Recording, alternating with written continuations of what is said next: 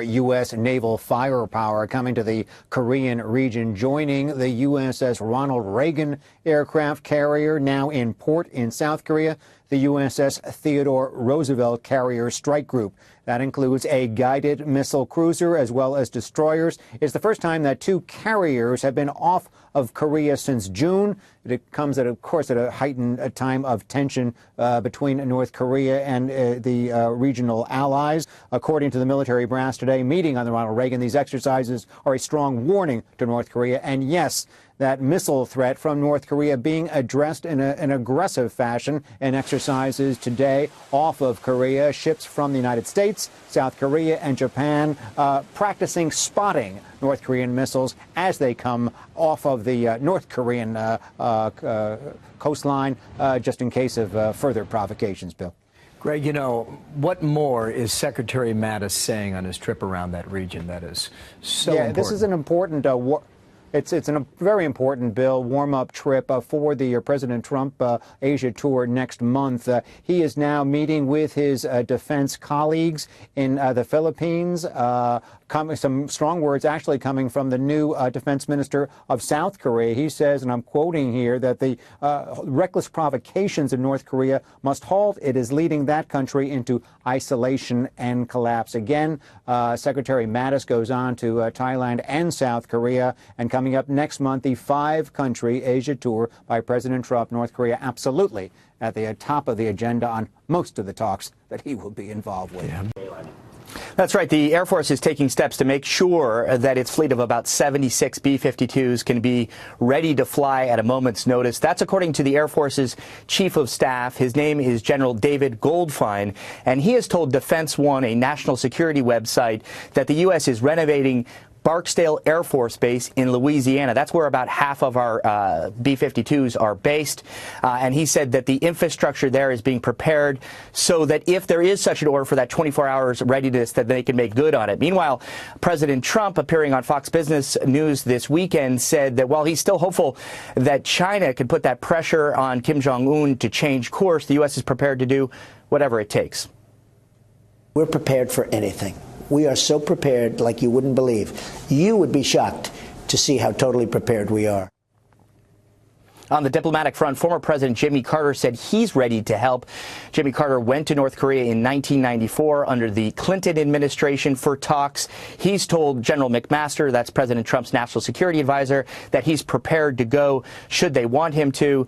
In an interview with the New York Times, he said, so far the answer from the Trump administration has been thanks, but no thanks. The U.S. media, if approved, the fleet of nuclear-armed B-52 bombers will return to a ready-to-fly posture at a base in the state of Louisiana. Now, Army officials have been quoted as saying that the warplanes have not been on such status since the end of the Cold War in 1991. The move comes as tensions continue to simmer between the U.S. and North Korea, with President Donald Trump saying all options are on the table when it comes to Pyongyang. Over the past months, North Korea has conducted several nuclear and ballistic missile tests in response to what it calls U.S. threats against the country. Joining us via Skype from Sydney is Glenn Dyson. He's a university lecturer and a political commentator. Many thanks for joining us here on Press TV, Mr. Dyson. Now, I'd like to get your first reaction to this news and, of course, what kind of implications does this hold? Well, I would stress that this initial report suggests it's being considered or at least expected. However, the decision has not yet been made unless there's been a new recent update. But if this decision goes through, then it will be, of course, a dramatic escalation, as the US B-52s have not been on a 24-hour standby since 1991. So I guess you can interpret the development in two different ways. So first, it could simply be a sign of a declining hegemony. So the US has become increasingly uncomfortable with its diminished role in international affairs. So keep in mind that the US has only been the sole global superpower since the Soviet Union's demise in 1991. Ever since, the United States security strategy has mainly been to base its security on hegemony, that no other power could even aspire to rival it in terms of capabilities. So the US is not comfortable that the world has changed and that rising powers are no longer accepting this unipolar order. And there's some indications that this might be it, given that Trump prides himself of being big on the military, and he also surrounds himself with military generals to the point that the military now has immense influence over policies. So alternatively, it could simply be a negotiation tactic or a nuclear blackmail by threatening and to escalate the nuclear standoff unless other countries fall in line with the US position over issues such as North Korea and Iran, but probably the former in this instance. So there's also good indications of this, as Trump also prides himself of being this great negotiator. So he may simply demonstrate that he's prepared to escalate unless other countries fall in line. So I think we saw a similar tactic play out over the Iran nuclear deal, where Trump indicated that he's prepared to walk away completely from the deal unless his allies support these modifications he suggests. Right. As far as nuclear blackmailing goes, as you've just mentioned, this is even if the U.S. government doesn't choose to act upon this recommendation or this suggestion, so to speak, it is still a political message being sent to North Korea. How do you think it's going to be perceived at that end? Well, I think, well, again, for North Korea, who is the much smaller party in this rivalry, I believe that they would have to be even more careful. Again, and North Korea, for all its faults, and there are plenty, it does have very legitimate security concerns, as the United States and South Korea have this security, well, military exercises on its borders.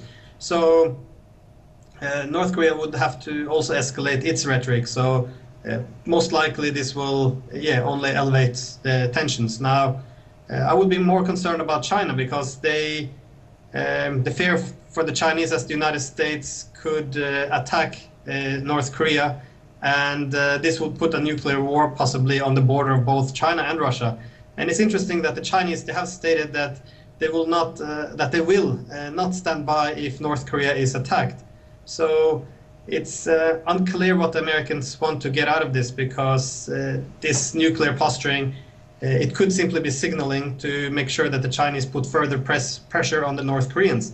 However, it's limited how much the North Koreans can actually be pushed by the Chinese, because the Chinese do not want the North Korean government to collapse, simply because the lesson for the Chinese in Europe after the Cold War was that when the Soviet Union withdrew from Eastern Europe, the Americans didn't see their role as being unnecessary and they leaving the continent. Instead, they began to expand further towards the Russian border. So this is a big issue in China, and if something would happen to North Korea, the Americans would not lose the reason for be there and leave. Rather, they would likely expand further north and establish a further presence on both the Chinese and the Russian borders. So I don't think that the Chinese that there's much more they can do. I don't see anything constructive coming out of this nuclear posturing, I'm afraid. Okay, let's leave it there for now. That's Glenn Dyson, university lecturer and political commentator, joining us. Carl, I got to start out first with the Senator Corker stuff. They're clearly, you saw Ivanka, they're out there, they're pushing hard for this tax plan. The escalating feud that we are seeing this morning, minute by minute, this is playing out. What do you make of all of that? First of all, I wonder if both of the men will come to the lunch today with food tasters. It's not just chicken and fish, but it's make certain the food is sound to eat. Look, this is not helpful to the cause. Both men should cool it, because at the end of the day, the president needs to get 50 votes in the Senate out of 52 Republicans to vote for what is going to be a very complicated piece of legislation. To the degree that personalities can be diminished in this and the focus can be kept on the policy, even then it's going to be difficult to do. So don't add layers of complication to this by having a feud going between a significant member of the Senate and the President of the United States. Not helpful. Not helpful. And you're left wondering, it's 10 o'clock here on the East Coast. That lunch is coming up with Senate Republicans. The president will be joining them. You're wondering what that's going to be like. Yeah, look, there's always a tension between the White House and the Senate. The Senate is the world's most cloistered club. Every one of the members of the Senate thinks they ought to be president. The one thing that helps in that relationship is if the president has laid out a concrete plan, has campaigned for it during the campaign, has spent time selling it to the members of the Senate, and even then it's acrimonious. You really do have to work the Senate. But the president did not lay out a plan. He laid out a concept. He had a slogan, not a detailed laundry list of things that went into that bill. So we have things like yesterday where there's some talk from, as of yet, unidentified Republican members, House or Senate, talking about curbing a very popular retirement deduction, and the president intervenes. I think wisely. Get rid of that. Let's not talk about that. But he's got to pick the shots that he makes on things like that, and if at all possible, do it more in private than in public. Do it with the people who are actually writing the bill, the chairman of the House Ways and Means Committee, chairman of the Senate Finance Committee, and his allies on those committees, rather than doing it publicly, because it gets people's hackles up. They're in charge of writing the legislation, happy to hear the president's proposals, but at the end of the day, the House and Senate have to write the bill, and the president has to be comfortable with it. Very complicated.